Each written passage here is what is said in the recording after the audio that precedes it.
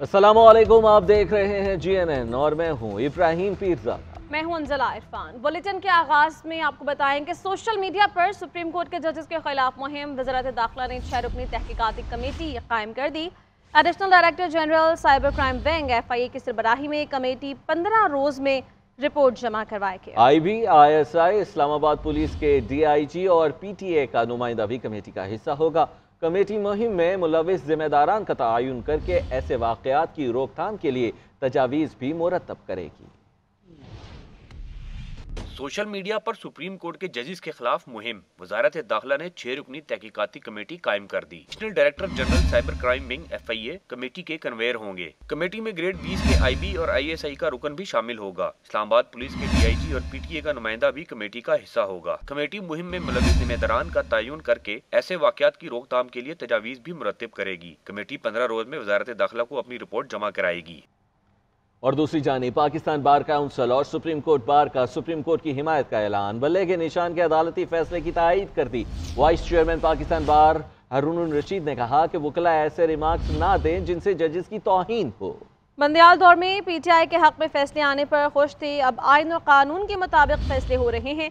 Supreme court bar के सदर शहजाद शौकत ने कहा कि किसी ने फैसलों पर कानूनी तनकीद नहीं की, जजेस को निशाना बनाया जा रहा है। पाकिस्तान बार की एग्जीक्यूटिव कमेटी के चेयरमैन हसन रजा पाशा ने कहा कि PTA और FIA खामोश तमाशाई ना बने। वकला तंजीमों ने तनकीद करने वालों के खिलाफ तौहीन अदालत की कार्रवाई का मुतालबा कर दिया। तर्जुमान तहरीक इंसाफ का कहना है कि दस्तूर की पामाली, अदालतों को सियासी इंतकाम का वसीला बनाने पर वकला रहनुमाओं ने क्यों रद्द अमल नहीं दिया। कानून की हुक्मरानी, अवाम के वोट की हुर्मत का जनाजा निकाला गया। इन हल्कों के चेहरों पर परेशानी या पशेमानी के कोई असरात जाहिर नहीं हुए। वकला नुमाइंदों की न्यूज़ कॉन्फ्रेंस पर रद्द अमल में कहा कि चारों सूबों मरकज को गैर आइनी, गैर कानूनी, गैर मुंतखब हुकूमतों के चुंगल में दिया गया। हर ज़ाहिरी और पोशीदा हमले का जवाब 8 फरवरी को जमहूरी तरीके से देंगे। और दूसरी जानिब बानी चेयरमैन PTI और बुशरा बीबी पर मुवैया ने निकाह केस में फर्द जुर्म आयद कर दी गई है। बानी चेयरमैन PTI का सेहते जुर्म से इनकार सामने आया। चार्जशीट पर दस्तखत कर दिए। अदालत ने बुशरा बीबी की हाजिरी से इस्तिस्ना की दरख्वास्त खारिज कर दी। जज कुदरतुल्लाह ने रिमार्क्स दिए कि बुशरा बीबी को आज तलब किया गया था, वो किसकी इजाजत से कमरा अदालत से चली गई। सीनियर सिविल जज कुदरतुल्लाह ने गैर शरई निकाह केस की समाअत अडयाला जेल में की, जिसमें साबिक वज़ीर-ए-आज़म और उनकी अहलिया बुशरा बीबी पर फर्द जुर्म आयद की गई। मुल्जिमान ने सेहत जुर्म से इनकार कर दिया। बानी PTI ने जज से मकालमा करते हुए कहा कि 6 साल के बाद मानिका को याद आया कि निकाह गैर शरई था। फर्द जुर्म कमरा अदालत में सीनियर सिविल जज कुदरतुल्लाह ने पढ़कर सुनाई। इस दौरान बुशरा बीबी की गैर मौजूदगी पर अदालत ने बरहमी का इजहार किया। जेल इंतजामिया ने बताया कि बुशरा बीबी 11:30 पर दाखिल हुई और 1:45 पर जेल से चली गयी। अदालत के इस्तफसार पर वकील ने बताया कि बुशरा बीबी की तबीयत नासाज हो गई थी, इसलिए वो वापस चली गईं। वकलाए सफाई की जानिब से बुशरा बीबी की इस्तिस्ना की दरखास्त मंजूर करने की इस्तदा की गई। ताहम अदालत ने बुशरा बीबी की हाजिरी से इस्तिस्ना की दरखास्त खारिज कर दी। गुज़िश्ता समाअत पर वकलाए सफाई ने अदालत को बुशरा बीबी की आइंदा समाअत पर हाजिरी की तहरीरी यकीन दहानी कराई थी। केस की समाअत अब 18 जनवरी को होगी। नून लीग के सदर और साबिक वज़ीर-ए-आज़म शहबाज शरीफ का कहना है कि काश नौमे के वाक़यात ना होते। बानी PTI पाबंदी सलासल हैं तो ये अदल और इंसाफ का मामला है। हमारी ख्वाहिश नहीं थी कि इंतखाबात में बल्ला ना हो। तहरीक इंसाफ अदालतों में सबूत देने में नाकाम रही है। एक TV इंटरव्यू में शहबाज शरीफ ने कहा कि नवाज शरीफ के खिलाफ झूठे मुकदमात मैंने नहीं, अदालतों ने खत्म किए। तरक्की और खुशहाली की बुनियाद पर इलेक्शन में जा रहे हैं, झूठे मुकदमात और बहतान तराशी से परहेज करना चाहिए। एक शख्स को चौथी बार मुसल्लत किया गया तो नुकसान आवाम उठाएंगे। बिलावल भुट्टो जरदारी की नाम लिए बगैर नवाज शरीफ पर तनकीद। नोडेरो में जलसे से खिताब में कहा, नफरत और जाती दुश्मनी की सियासत की वजह से जो हो रहा है बहुत गलत हो रहा है। आज उनके मुखालिफ के साथ जो हो रहा है कल उनके साथ भी यही होगा। अफगानिस्तान के हालात के असरात पाकिस्तान के अवाम भुगत रहे हैं। जब हम काबुल जाकर चाय पी रहे थे तो अंदाजा नहीं था कि क्या बोझ उठाना पड़ेगा।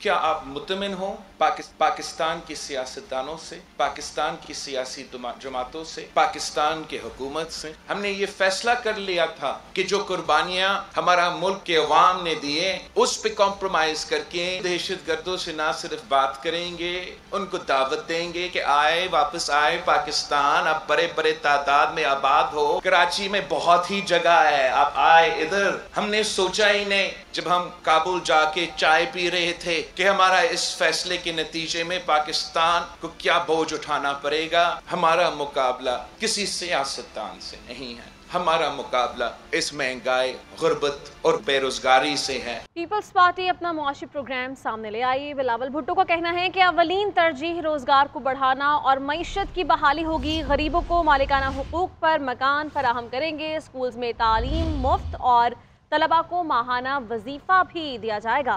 किसानों को हारी काट मिलेगा। चेयरमैन पीपल्स पार्टी ने कच्चे के डाकुओं को भी असलिहा फेंक कर कौमी धारे में शामिल होने की दावत दे दी।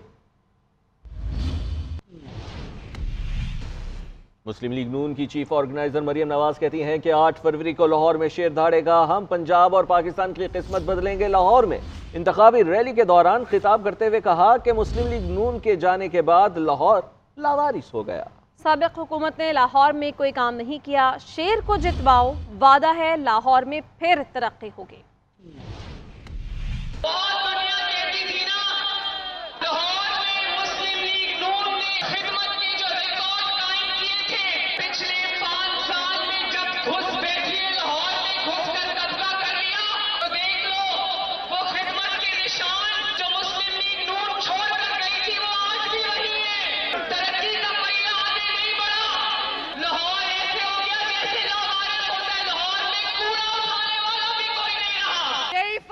नवाज शरीफ में और बाकियों में, वो बनाता है बाकी उजाड़ते हैं। शेर पे ठप्पा लगाओ और मुल्क को नवाज दो। 8 फरवरी के बाद तरक्की का पहिया जहां से रुका था वहीं से शुरू करेंगे। 8 फरवरी को लाहौर में कौन आ रहा है? अवामी मुस्लिम लीग के सरबराह शेख रशीद एक बार फिर गिरफ्तार हो गए। इंसदाद दहशतगर्दी अदालत रावलपिंडी में शेख रशीद को 9 मई के मुकदमे में जमानत खारिज होने पर गिरफ्तार किया गया। शेख रशीद की GHQ हमला केस समेत 13 केसेस में जमानत हो गई। अवामी मुस्लिम लीग के सरबराह एक बार फिर गिरफ्तार। इंसदाद दहशतगर्दी अदालत रावलपिंडी में शेख रशीद को 9 मई के मुकदमे में जमानत खारिज होने पर गिरफ्तार किया गया। शेख रशीद के खिलाफ मेट्रो बस स्टेशन 6 रोड पर तोड़ फोड़ का मुकदमा दर्ज है। मीडिया से गुफ्तगू में शेख रशीद का कहना था कि खुदा को गवाह बनाकर कहता हूँ कि वो 9 मई के वाकयात में मुलव्विस नहीं थे। जेल में से चट्टान की तरह लड़ेंगे, नस्ली और असली हैं, चचा और भतीजा दोनों। 56 और 57 में कलम दवात की निशान पे आखिरी सांस पर भी इलेक्शन लड़ेंगे अगर जिंदा रहे। दूसरी जानिब GHQ हमला केस में शेख रशीद की जमानत हो गई। अदालत ने 1 लाख रुपए के जमानती मचल के जमा कराने का हुक्म दिया। शेख रशीद और राशिद शफीक की मोरगा और थाना सिटी केसेस में भी जमानतें कंफर्म हो गयी। शेख रशीद की मजमूई तौर पर 13 मुकदमात में जमानतें हुई। रावलपिंडी की इंसदाद दहशतगर्दी की खुसूसी अदालत के जज मलिक एजाज आसिफ ने फैसला देते हुए साबिक deputy speaker Punjab assembly वासिक Qayyum Abbasi और PTI कारकुनान की अबूरी जमानत मंजूर कर ली। अहम खबर आपको दें कि secretary election commission Umar Hamid का इस्तीफा मंजूर कर लिया गया है। सेक्रेटरी इलेक्शन कमीशन ने खराबी सेहत के बायस इस्तीफा दिया था। मजीद क्या तफसीलात हैं बताने के लिए हमारे साथ नुमाइंदा इस्लामाबाद आतिफ भट्ट मौजूद हैं। आतिफ भट्ट बताएगा, इस्तीफा कुछ रोज कबल दिया गया था और आज मंजूर कर लिया गया है। जी, secretary election commission Umar Hamid Khan की जानिब से चंद दिन कबल जो है वो तबीयत की नसाजी के बायस इस्तीफा दिया गया था, जिसे आज बाकायदा तौर पर इलेक्शन कमीशन की जानिब से मंजूर कर दिया गया है और चीफ इलेक्शन कमिश्नर समेत 4 मेंबरान जो हैं उन्होंने इस्तीफा मंजूरी की बाज़ाब्ता तौर पर मंजूरी दे दी है। अब जो secretary election commission Umar Hamid Khan थे उनका बाज़ाब्ता तौर पर इस्तीफा जो है वो मंजूर कर लिया गया है। तबीयत की खराबी के बायस सेक्रेटरी का उमर हमीद जो है वो छुट्टियों पर थे, तो उसके बायस special secretary election commission of Pakistan ने DROs और ROs को उम्मीदवारों के इंतखाबी निशानात की तब्दीली से रोक दिया है। तर्जुमान ECP का कहना है कि अगर इंतखाबी निशान की तब्दीली लाजिम हो तो कमीशन से इजाजत ली जाए। इंतखाबी निशानात तब्दील करने का सिलसिला ना रुका तो ऐसे इलाकों में इलेक्शन मुलतवी करना होंगे। स्पेशल कागजात बैलेट पेपर्स के लिए मुहैया किया है, वो भी ज़ाया हो जाएगा। तहरीक इंसाफ के रहनुमा एक दूसरे के खिलाफ ही सफ़े आरा हो गए। पार्टी रहनुमाओं की मुखालिफत पर शेर अफजल मरवत ने कराची में इंतखाबी मुहिम ही अधूरी छोड़ दी। कहते हैं जब तक बानी पीटीआई फैसला नहीं करते इंतखाबी मुहिम नहीं चलाऊंगा। शेर अफजल मरवत का पार्टी रहनुमाओं से फड्डे पे फड्डा, पहले गौहर खान फिर हामिद खान, अब कराची वालों से पंगा। शेर अफजल मरवत का इंतखाबी मुहिम चलाने से इनकार। शेर अफजल मरवत ने पार्टी रहनुमाओं से दिल बर्दाश्ता होकर सिंध में इंतखाबी मुहिम छोड़कर वापसी का ऐलान कर दिया। JNN से खसूसी गुफ्तगू करते हुए उनका कहना था उस वक्त तक पार्टी सरगर्मियों में हिस्सा नहीं लूंगा जब तक बानी पीटीआई खुद सारा मामला हल नहीं करते। मेरे खिलाफ इस वक्त बयानात देने का क्या फायदा है, इससे पार्टी का नुकसान हो रहा है।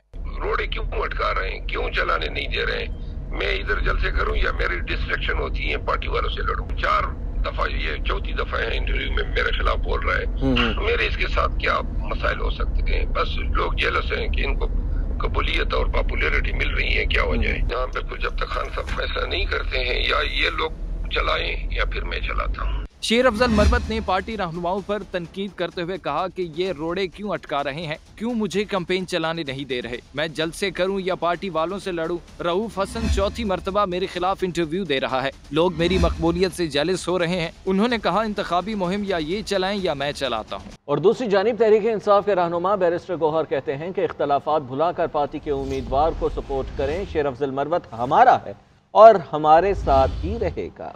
अडयाला जेल के बाहर मीडिया से गुफ्तगू में कहा कि पीटीआई के ओहदेदार और कारकुन इख्तलाफात में ना पड़े, पार्टी में इख्तलाफ रहता है और यही जमहूरियत है।